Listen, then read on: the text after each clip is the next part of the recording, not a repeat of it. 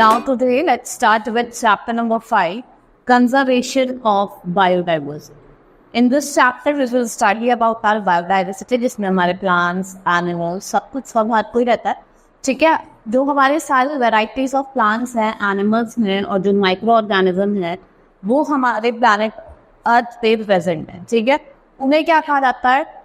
उन्हें living natural resources कहा जाता है, ठीक है। हमारे कुछ नॉन लिविंग नेचुरल रिसोर्सेज भी होते हैं इन एडिशन टू, जैसे आपका एयर, वाटर, लैंड और सॉइल और सन, ठीक है। जैसे आपके प्लांट्स हो गए, एनिमल्स हो गए, माइक्रो ऑर्गेनिज्म हो गए, ये तो लिविंग है, ठीक है, लिविंग नेचुरल ऑर्गेनिज्म है। एंड सन की जो एयर है, वाटर है, ये सारे क्या है आपके non living natural resources. All living things depend on non-living natural resources and there needs to be balance between the two. But with increase in human population, the demand for natural resources has increased and there is thus a need for conservation of. जैसे जैसे human की जो population है वो बढ़ रही है, increase हो रही है, तो जो हमारी नीड है नेचुरल रिसोर्सेज की वो भी क्या हो रही है? इंक्रीज होती है। जिससे डिमांड है हमारी नेचुरल रिसोर्सेज की वो भी क्या हो रही है? धीरे धीरे क्या हो रही है? ट्रेमेंडसली जल्दी इंक्रीज हो रही है, ठीक है। और हमें क्या करना है? एक हमारे there is a need to conserve our natural resources. What is meant by conservation? The wise and judicious use of natural resources is called conservation. देखो wise है और judicious use जो होता है natural resources का, इसे क्या कहा जाता है? कंजर्वेशन। मतलब आप यूज कर रहे हो लेकिन इतना कर रहे हो जितना नीड है, उसको वेस्ट नहीं कर रहे हो, तो that is known as conservation. Such a use would ensure that resources are available for future generation as well as overuse or wastage of resources. हमें overuse नहीं करना है और जो वेस्टेज है रिसोर्सेज की उसको भी अवॉइड करना। Now conservation is broadly aimed at 2 aspects. देखो कंजर्वेशन के मेनली 2 एस्पेक्ट्स है। First is to ensure continuous availability of useful plants, animals and material for future generation. आपको कंटिन्यूअस अवेलेबिलिटी रखनी है यूजफुल प्लांट्स की, एनिमल्स की और मटेरियल की फ्यूचर जनरेशन के। To preserve the quality of our environment, हमें अपने एनवायरनमेंट की क्वालिटी को प्रिजर्व करना है। नेक्स्ट इज, ये 2 एम थे। नेक्स्ट टॉपिक इज बायोडाइवर्सिटी और बायोलॉजिकल डाइवर्सिटी। हम बायोडाइवर्सिटी के बारे में पढ़े। बायोडाइवर्सिटी का मतलब क्या होता है? जिसमें वेराइटी ऑफ लिविंग ऑर्गेनिज्म आपको देखने को मिले, ठीक है। It is the term used for variety of living organism existing on the अर्थ। यहाँ पे आपके प्लांट्स, एनिमल्स, माइक्रो ऑर्गेनिज्म सब आ जाते, ठीक है। और जो मैक्सिमम डाइवर्सिटी है वो आपको कहाँ मिलती है? अगर आपको ऐसा क्वेश्चन पूछा जाए कि मैक्सिमम डाइवर्सिटी आपको कहाँ मिलती है, तो फॉरेस्ट में, ठीक है। आपको यहाँ पे बहुत सारे वैरायटी ऑफ प्लांट्स, एनिमल्स देखने को मिलेंगे और हम कहते हैं कि क्या है ये? नेचुरल ट्रेवल, ठीक है। It refers to the variety और existing on the earth. All of these organism have their inter relationship and their relationships with the environment. देखो इनके रिलेशनशिप भी और इंटर रिलेशनशिप दोनों है इन ऑर्गेनिज्म के इन्वॉल्वमेंट के साथ। द लॉस ऑफ बायोडाइवर्सिटी, देखो जो लॉस होता है बायोडाइवर्सिटी का वो किसी वजह से होता हो। क्यों होता है? कोई अगर सडन अनप्लान्ड और डिस्चार्ज चेंज आ जाए, ठीक है, डिसऑर्गेनाइज चेंज आ जाए, कुछ पहले से कुछ प्लान नहीं और एकदम से चेंज हो जाए, तो उससे क्या होता है? लॉस ऑफ बायोडाइवर्सिटी होता है, ठीक है। इन द इकोसिस्टम जो इंटरेक्शन होता है बिटवीन नॉन लिविंग थिंग्स और लिविंग थिंग्स वो बहुत ज़्यादा इंपॉर्टेंट, ठीक है। लिविंग मतलब बायोटिक और नॉन लिविंग मतलब एबायोटिक, ये आपको पता होना चाहिए। इनके बीच में इंटरेक्शन होना बहुत ज़्यादा ज़रूरी है, ठीक है। Now there are number of threats of to biodiversity being seen due to human behaviour and acting. देखिए बहुत सारे ह्यूमन बिहेवियर या ह्यूमन एक्टिविटीज़ की वजह से भी क्या हो रहा है? हमारा इन्वायरमेंट बेकार हो रहा है, ठीक है। हमारा जो इन्वायरमेंट है, ठीक है, उसको क्या हो रहा है? वो आप जैसे देख रहे हैं सेट में है हमारी बायोडाइवर्सिटी। जैसे लोग क्या कर रहे हैं? डिफॉरेस्टेशन कर रहे हैं, मतलब बिल्डिंग्स बनाने के लिए पेड़ों को काट रहे हैं, उससे भी क्या हो रहा है? There is threat to our biodiversity, ठीक है। जब पेड़ ही नहीं रहेंगे तो हम सांस कैसे लेंगे? हमें फूड कहाँ से मिलेगा? फूड कैसे मिलेगा? ठीक है। तो बहुत सारे रीजन है जो एक थ्रेट है हमारी बायोडाइवर्सिटी के लिए, वो ह्यूमन बीइंग की वजह से, ठीक है। ब्रिजेस बना रहे हैं, डैम्स बना रहे हैं फॉरेस्ट को काट के, that is not good. Now why conserve biodiversity, हमें कंजर्व क्यों करना है? biodiversity. ठीक है, plants and animals are important to each other, to human being as well as to the environment. All the components of our environment maintain an ecological balance. Different organisms are dependent on each other. देखो चाहे कोई भी organism हो, different organism जो है वो एक दूसरे पे क्या है, डिपेंडेंट है. Plants are the source of food, जैसे आपके सीरियल्स हो गए, वेजिटेबल्स हो गए. मेडिसिन प्रोवाइड करते हैं, फाइबर लाइक जूट और कॉटन प्रोवाइड करता है, हम क्लोथ्स पहनते हैं. ठीक है, टिम्बर प्रोवाइड करता है, रबर प्रोवाइड करता है, मिक्स फर्टिलाइजर्स. एनिमल्स जैसे आपने देखा होगा, हमें meat, fish, egg, honey, silk provide करता है. सिल्क की साड़ी पहनते हैं, सिल्क के लोग सूट पहनते हैं. ठीक है, वो किससे मिलता है, सिल्क वॉर्म के cocoons. Biodiversity also have some important in the following ways. देखो बायोडाइवर्सिटी हमारे लिए इम्पॉर्टेंट भी है, और क्यों है, ये हमें हेल्प करती है क्लाइमेट को रेगुलेट करने में, रेनफॉल को रेगुलेट करने में, और विंड को regulate. Purifies air and water, ये वाटर और एयर को प्यूरिफाई करती है. एंड नेक्स्ट इज ये हेल्प करती है इन साइक्लिंग ऑफ न्यूट्रिएंट्स. न्यूट्रिएंट्स को क्या करती है, एक से दूसरे में भेजती है. Help to preserve soil fertility, soil की फर्टिलिटी को प्रिजर्व करके रखती है. And forms food chain and food web, thereby maintaining a balance in the availability of food at all the life. ठीक है, ये जो बैलेंस है उसको मेंटेन करके रखती है. ठीक है, नाउ नेक्स्ट इज डिफॉरेस्टेशन. अब हम बात करेंगे डिफॉरेस्टेशन. डिफॉरेस्टेशन मतलब क्या होता है, रिमूवल और फेलिंग ऑफ ट्रीज. पेड़ों को काटना या पेड़ों का गिरना या पेड़ों को हटाने को क्या कहा जाता है, डिफॉरेस्टेशन कहा जाता है. It is defined as removal और felling of trees for industrial setup, making buildings for rehabilitation, logging, agriculture और grazing operation. The variety of plants and animals existing on the earth are essential for the well-being and survival for mankind. जो major set है हमारे survival का, Mankind के जो survival का जो major set है वो क्या है, डिफॉरेस्टेशन. आपको याद रखना है, क्वेश्चन भी पूछा जाता है, कॉजेज भी पूछे जाते हैं कि कॉजेज क्या है डिफॉरेस्टेशन के. देखो सबसे इंपॉर्टेंट का कॉज ये है कि रैपिड अर्बनाइजेशन हो रहा है. ठीक है, रैपिड क्या हो रहा है, अर्बनाइजेशन हो रहा है, अर्बन डेवलपमेंट हो रहा है, क्योंकि लोग विलेजेस से भी जाके कहाँ शिफ्ट हो रहे हैं, सिटीज में हो रहे हैं. तो वहाँ पे घर बनाया जा रहा है, तो कहाँ से लोग इतने घर बनाए जाएंगे, तो फॉरेस्ट को काटा जा रहा है. ठीक है, clearance of agriculture fields to grow more food. ठीक है, एग्रीकल्चर फील्ड उन्हें क्लियर कहा जा रहा है to grow more food. It may be use to fulfil the requirement for cooking. Timber का एक्सप्लॉयटेशन करा जा रहा है फॉर कंस्ट्रक्शन पर्पसेस. ठीक है, कंस्ट्रक्शन में टिम्बर का यूज करा जा रहा है. Using land for setting up industries. देखो क्या करा जा रहा है, लैंड पे इंडस्ट्रीज लगाई जा रही है. भाई उसके लिए भी हमें क्या करना पड़ेगा, पेड़ों को काटना पड़ेगा. तो जो नेचुरल कॉज है वो है फॉरेस्ट फायर. फायर लगाई जाती है, जंगल में आग लगाई जाती है, जिससे क्या हो रहा है, सीवर डॉट आ रहे हैं, सूखा पड़ रहा है. और जो फॉरेस्ट फायर है वो बर्न करती है ट्रीज को और अदर वेजिटेशन. और वायु tree die during severe drought. और जो कैटल रेंचिंग है, भाई कैटल्स को आप आ रहे हैं वहाँ रेयर करवा रहे हैं. ठीक है, वो कैटल आते हैं, वो भाई घास खा रहे हैं, ओवर ग्रेजिंग कर रहे हैं, तो उससे भी क्या होती है, deforestation. Now consequences of deforestation. देखो डिफॉरेस्टेशन जो है वो एडवर्स इफेक्ट है हमारी बायोडाइवर्सिटी का, और आपको इमिडिएटली उस पर चेक रखना है.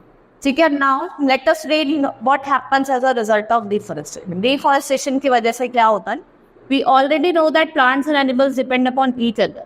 The number of species of birds and other animals live in the forest.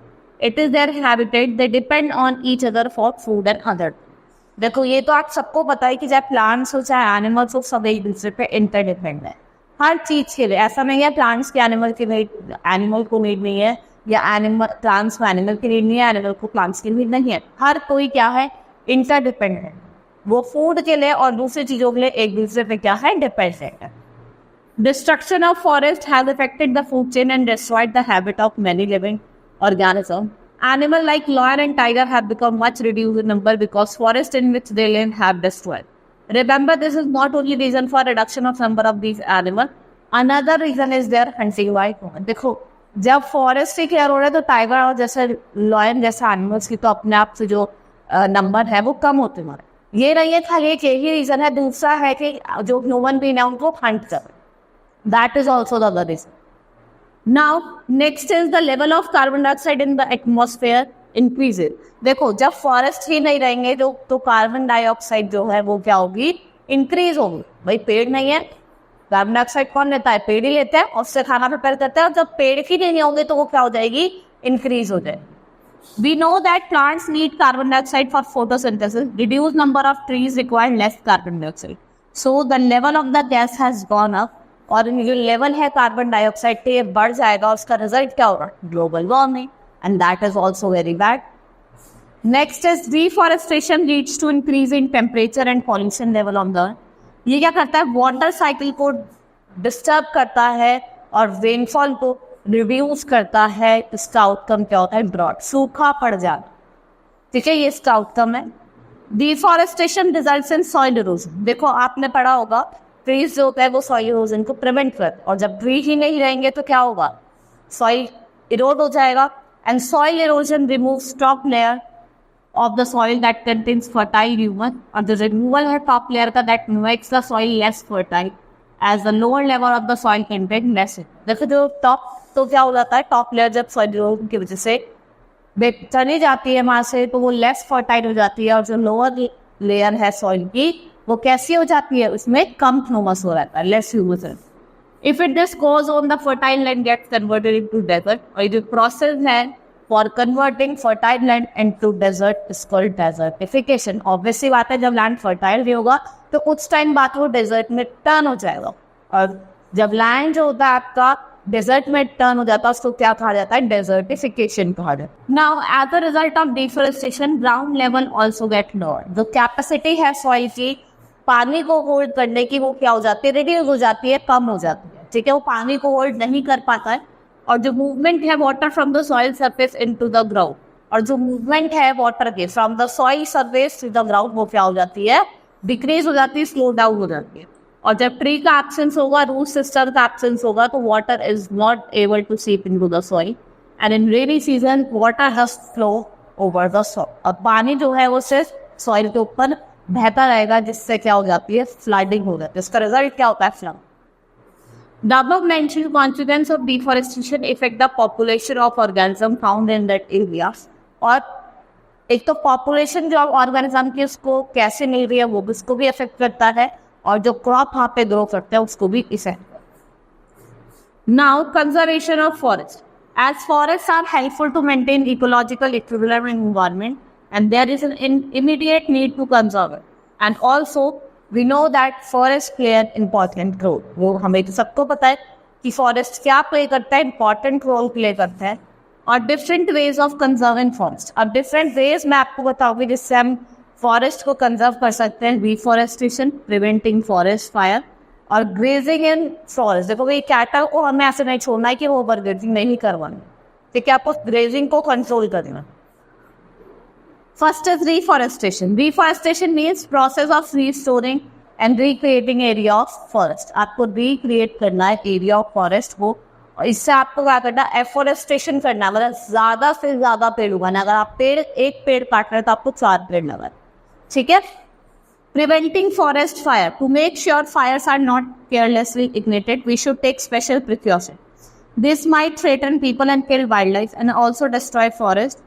Thus, we can say that prevention of forest fire is very necessary। ठीक है, आपको फॉरेस्ट फायर का प्रिवेंशन करना बहुत ही ज्यादा जरूरी है। Grazing in the forest to be continue. देखो, to be control, grazing should be an eye on the grazing in the forest. Grazing control actually prevents soil erosion, which is again essential as we know। The top fertile layer होती है as well as जो habitat होता है various organisms। ठीक है, plants grow on the top layer and it is also a habitat of many small organisms। ये habitat होता है हमारे दूसरे small organisms। ठीक है। Now next is flora and fauna। अब हम बात करते हैं जो plants और animals हमें एक particular area पे मिलते हैं वो क्या होता है, माता flora and फोना। ठीक है, फ्लोरा जो है वो हम प्लांट्स के लिए यूज करते हैं, तो आपको सबको पता होगा। और फोना किसके लिए यूज करते हैं, एनिमल्स के लिए यूज करते हैं। ठीक है, they maintain a balance in the forest food chain of nature. Food chain is a sequence of transfer of energy from one organism to another. ठीक है, फूड चेन क्या होता है, एक सीक्वेंस होता है जिसमें हम एनर्जी को ट्रांसफर करते हैं फ्रॉम वन ऑर्गेनिज्म टू अनंत। जो फूड चेन है वो ऑटोट्रॉप्स मतलब प्रोड्यूसर से स्टार्ट होती है, वो प्रोड्यूसर से स्टार्ट होती है, प्रोड्यूसर से, और एंड्स कहाँ पे होती है, कंज्यूमर। स्टार्ट होती है प्रोड्यूसर से और कंज्यूमर पे जाके क्या होती है, एंड होती है।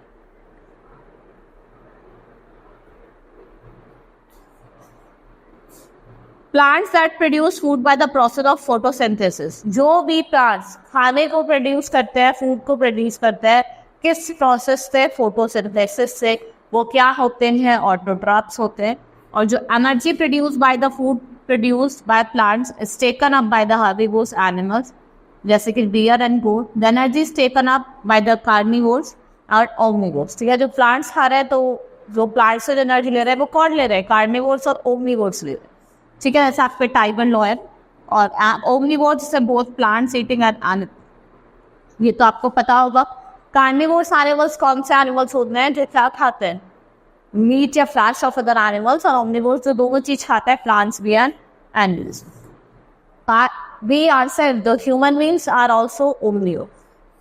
In the absence of any of these organisms, the food chain will be disturbed and it will affect the rest of the organism. There is important to take necessary initiative. आपको necessary initiative लेने हैं to conserve your flora and fauna. Next topic is wildlife. Wildlife represent all non-domestic animals living in a natural habitat like lion, elephant are found in forest. ठीक है, wild life क्या, वो क्या represent करती है, domestic animals जिनको भी हम नेचुरल हैबिटेट में रखते हैं। Increase in the population also leads it increase in demand for using land for various purposes. Due to this the habitat of many organism are being destroy. इसकी वजह से क्या हो रहा है, जो हैबिटेट है डिफरेंट ऑर्गेनिज्म का वो डिस्ट्रॉय हो रहा है। और हम क्या कह सकते हैं, we say that our life, wild life is in a threat. हमारी जो वाइल्ड लाइफ है वो किसमें थ्रेट है। Now, causes of depletion of wildlife.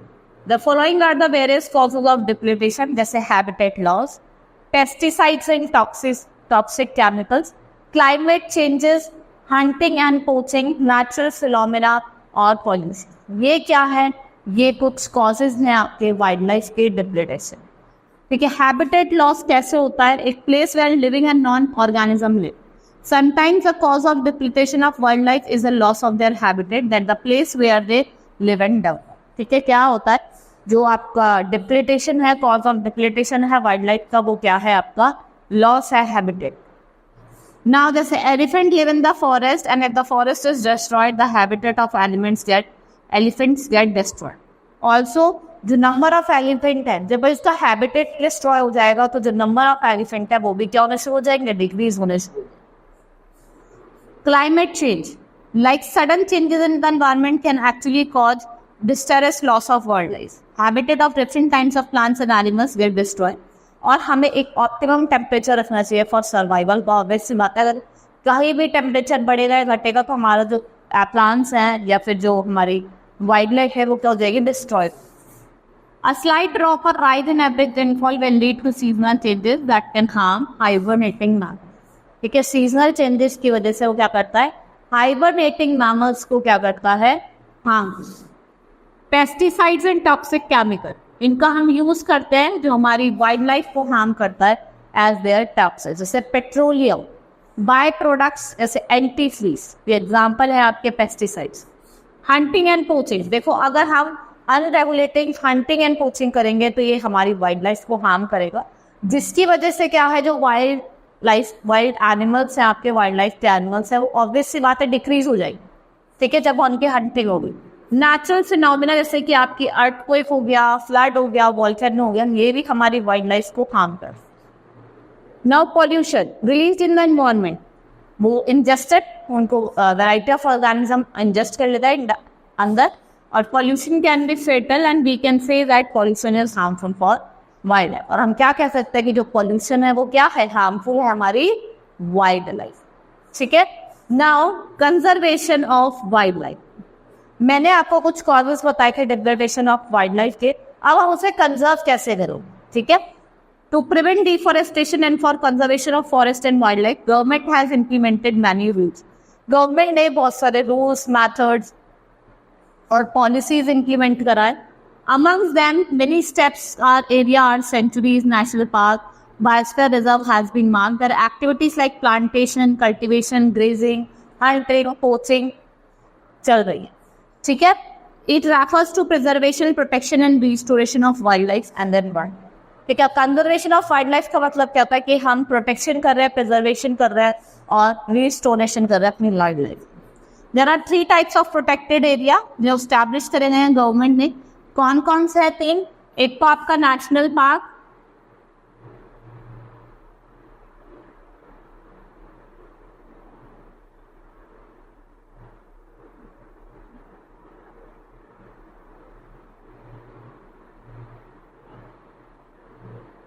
Wild life sanctuaries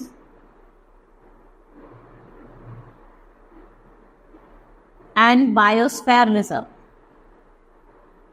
ये हमारे 3 प्रोटेक्टिव एरिया है गवर्नमेंट ने जो बनाए हैं और IUCN इनकी लिस्ट प्रिपेयर कर. ठीक है. Now first we will study about biosphere reserve. Biosphere reserve क्या होता है? एक मल्टीपर्पज प्रोटेक्टेड एरिया होता है जिसको डेवलप करा जाता है for conserving biodiversity and integrity of plants, animals and micro organism. और कितने बायोस्फीयर है हमारे? 18 बायोस्फीयर है. नीलगिरी, नंदा देवी, नौकरे. ठीक है. नौकरे है Great Nicobar, Gulf of Mannar, Manas, Sundarban, Simlipal, Dibru, साइकोहा.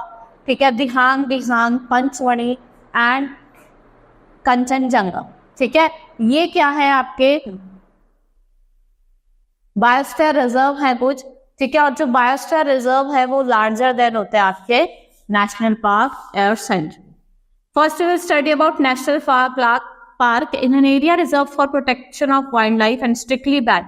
देखो इसमें क्या होती है, नेशनल पार्क में आपका स्ट्रिक्ट बैन होता है एक्टिविटीज पे जैसे हंटिंग, पोचिंग और ग्रेजिंग. ठीक है. We can also say that in a large and diverse enough to protect whole set of ecosystem.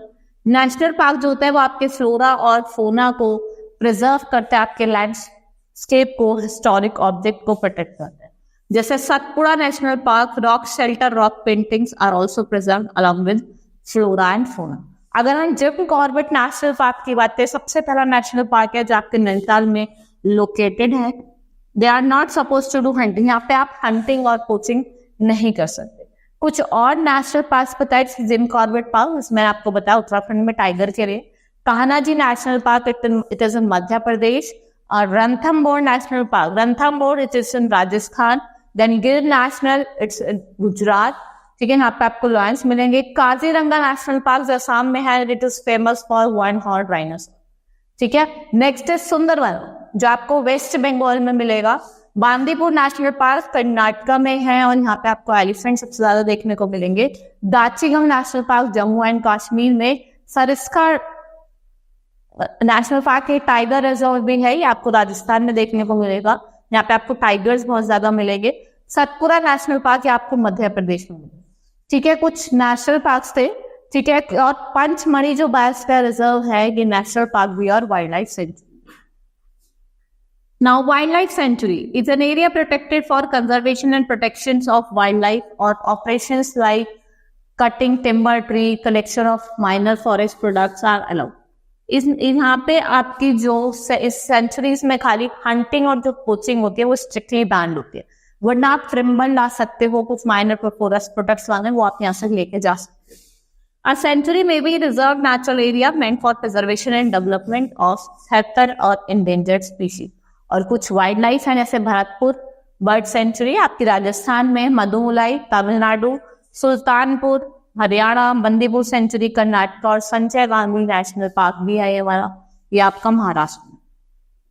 Now हम बात करते हैं स्पीशीज की. There are group of population capable of interbreeding to produce fertile offspring and have common characteristics.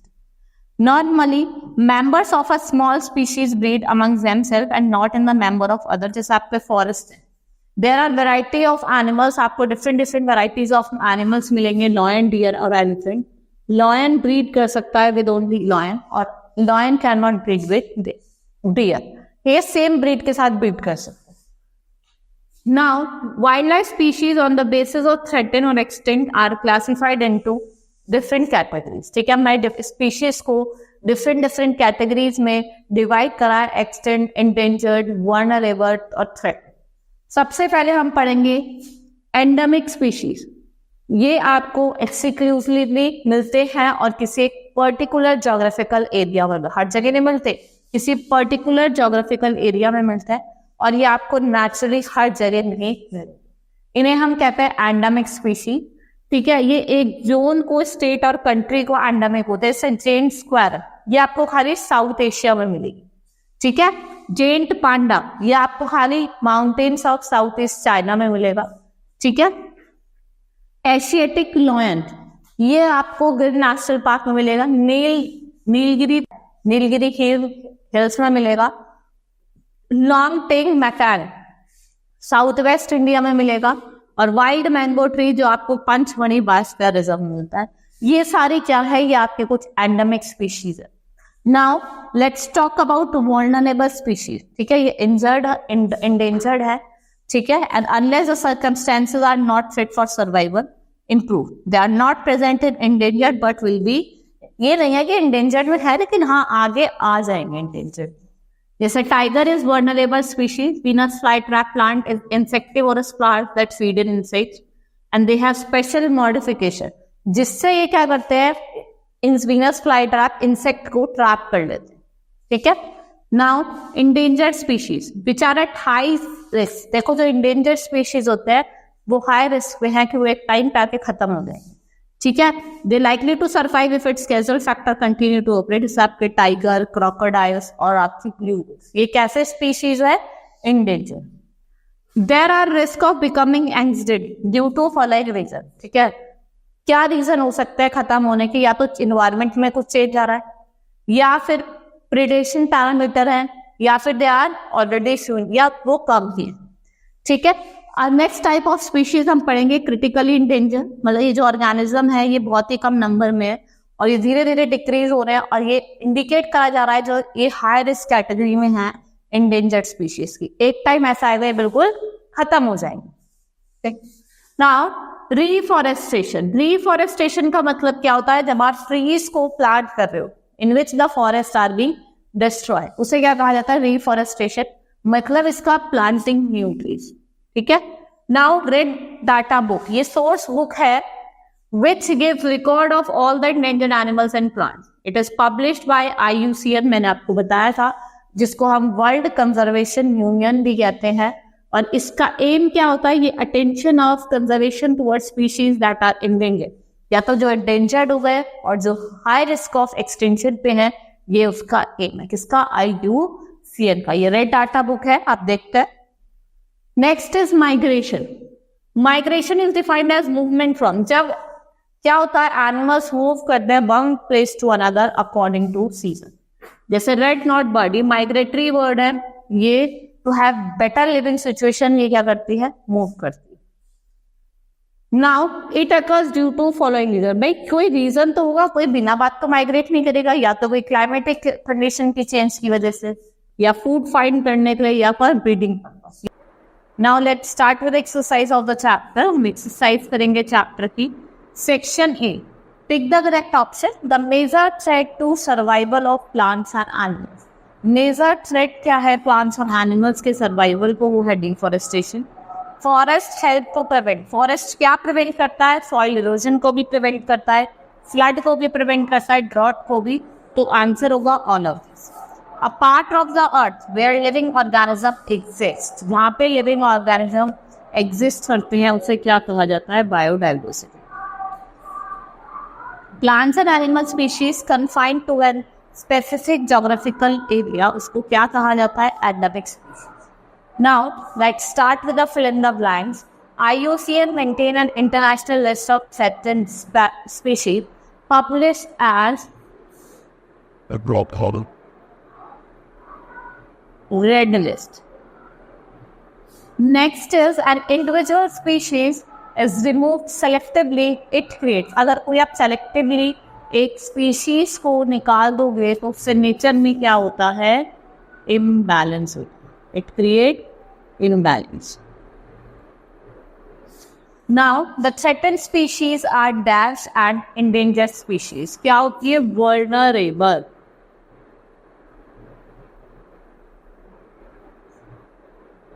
A place where animals are protected in their natural habitat is called wildlife sanctuary.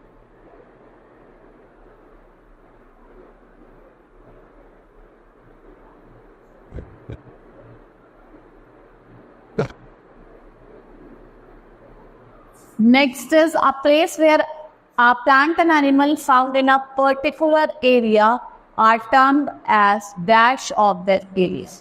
उन्हें क्या कहा जाता है, उन्हें flora and फोना कहा जाता है. उस एरिया का फ्लोरा एंड फोना कहा जाता है. Next is the dash species are those species of plants and animals that are found exclusively in a particular area. जो एक्सक्लूसिवली एक पर्टिकुलर एरिया में मिलते हैं, that is known as endemic.